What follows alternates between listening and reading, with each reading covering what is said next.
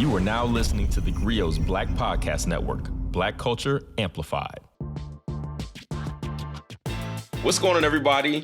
Welcome to Dear Culture, the podcast for, by, and about the Black community and Black culture. I'm your host, Panama Jackson, and we got a live one here today. Today, we are joined by a hip-hop legend, somebody who actually got a legit 5-mic rating from the source for an album, a director, a writer, a producer, a businessman, an entrepreneur, somebody who I think has literally done everything you could possibly do with hip hop and taken it to heights that I'm not sure most of us could have seen it going back when this culture got started. And also somebody who I realized I had no business listening to his albums at 11 years old. I shouldn't have been listening to America's Most Wanted at 11 years old. But if that doesn't tell you who it is, today's guest is none other than legend, GOAT rapper, Ice Cube. How you doing, brother? China, man, how you feel? Man, I'm good. I'm excited to have this bucket list opportunity. One of those things I didn't even know was going to be on my bucket list, but you know, it was presented, and I'm so happy to be here. Tick, tick, boom, hit me banging down these back streets, bumping Black Street, treated like an athlete. We're celebrating 50 years of hip hop, right? And there is no conversation about hip hop that does not include you and what you and specifically have done for the culture, for the West Coast, for hip hop as a whole. And I gotta ask, like, where do you think, like, how do you view the state of hip hop at this point as somebody who literally is essential to how we even got here? You know, it's still the biggest music in the world. And you know, it's the music of the youth, so it's definitely not going anywhere because it's a way for young people to express themselves. You know, I'm not really, you know, on top of the industry because the industry's been around. It do what it do, and I do what I do, you know. So, right. You know, I think it's always been in the same state, you know. There's dope records and there's whack records, and that was true from before my time and during my time and after my time. You know, every record ain't gonna be a smash, but you know, I think this generation got their hits, and just like our generation did, and they got their misses, just like our generation got their misses. So, you know, the industry is ran by, you know, people I don't recognize. When I was coming up, it was OGs running the industry. You can walk the radio station and you might see, you know, DJ Red Alert actually working at the station. Right. So it's just a different culture. It's led by different, it seemed like it's led by different interests than when we was coming through it. Do you still feel inspired at all to continue making music? I know you still obviously create, and you know that bug probably never goes away. I can't imagine how it would for a musician, a creative who's done so much and, you know, created so much like landmark art. Do you ever just feel like inspired? Does the culture still inspire you to just want to keep putting out projects and just, you know, keep contributing so that people understand like how far you really can go with the art form itself? Yeah, you know, I always love to do music. I continue to do music. You know, I got an album coming out. Okay. But I don't do music like for radio and to try to chart and all that.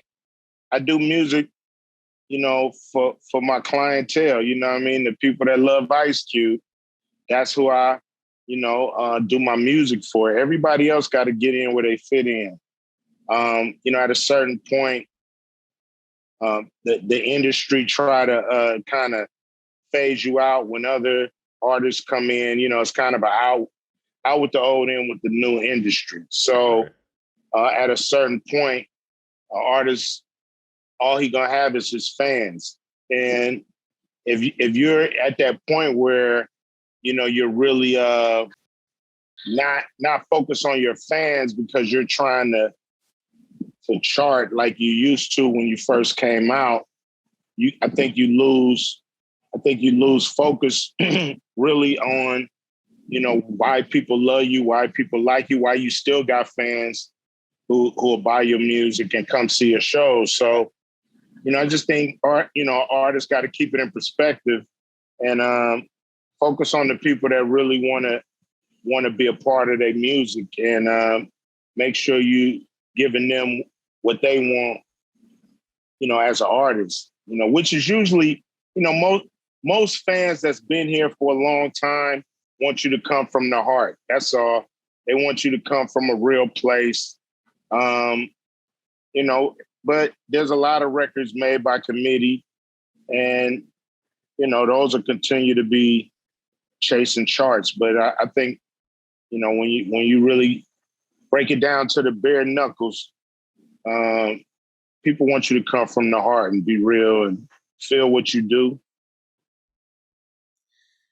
So I have to ask this question because I feel like you've kind of been ahead of the curve on so many different ways, especially moving out of hip hop in the rap sense, but like culturally, you were one of the first really successful like hip hop artists making movies and all this stuff. Like you've created these different cultural lanes and been a part of these conversations, even getting involved with, the contract with Black America. Like you've been a part of all of these major movements in all of these different ways. Obviously you being Ice Cube helps, everybody pays more attention because you're there, but like how do you have the sense to know like this is the next thing this is the wave, or this is where I need to be taking it? Like people always ask how business people are so good at business, and you have proven to be very, very good at business, which is going to lead to the big three in a second. But like, what is the sense that you have about how to pivot and how to move in a direction that's going to keep you relevant in all these different spaces? Well, you want to, let's talk about being ahead of the curve. You really have to be careful with that. Okay. I'm thinking I'm always thinking a mile a minute. I'm always looking for what am I doing today that's gonna be great in the future. So, when you talk about being ahead of the curve, sometimes that's just as bad as being behind the curve if people aren't ready when you present it. So you have to really make sure you're not too far out in front of the wave, so to speak. And so, there's some calibration you got to do in that. But what it boils down to is, what opportunities do I see? How can I be a part of those opportunities?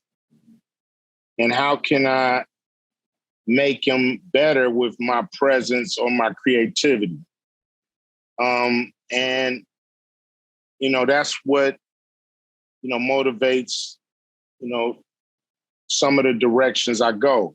Of course, like Contract with Black America, a turn of events.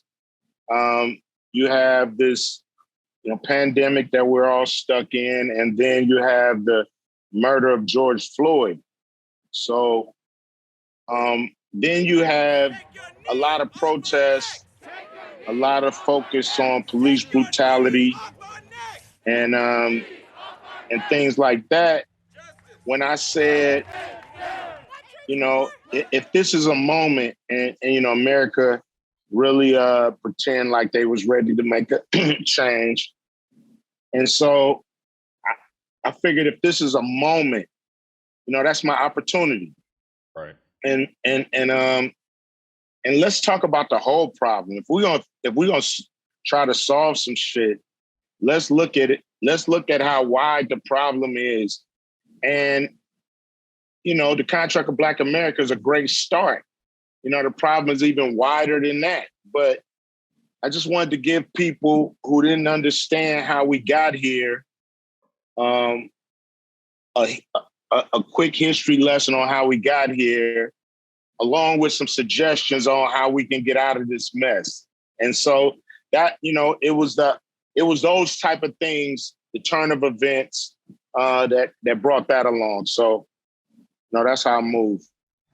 We appreciate Ice Cube for coming through and spending some time with us. So make sure you check out part 1 of this conversation where Cube talks to us about his Big 3 league and some of the smoke the NBA may or may not be sending his way. And also check out our Truest Black Stories, where Ice Cube makes a cameo in one of our episodes where we're talking about Boys in the Hood and the iconic, legendary, you know him, I know him, we love him, we all miss him, Ricky Baker. And thank you to everybody for listening to Dear Culture, which is an original podcast of the theGrio Black Podcast Network. It is produced by Sasha Armstrong, edited by Jeff Trudeau, and Regina Griffin is our director of podcasts. Again, my name is Panama Jackson. Thank you for listening. Have a black one.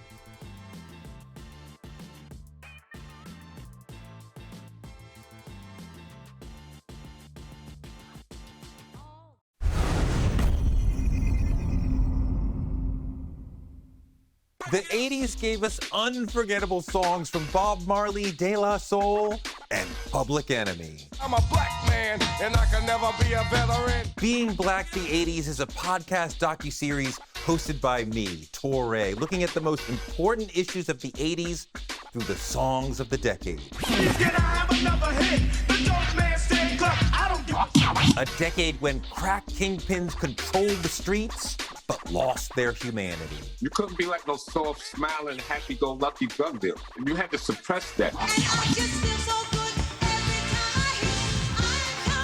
It was a time when disco was part of gay liberation. It provided the information to counter narratives that were given to gay people by the straight world. This is the funkiest history class you'll ever take.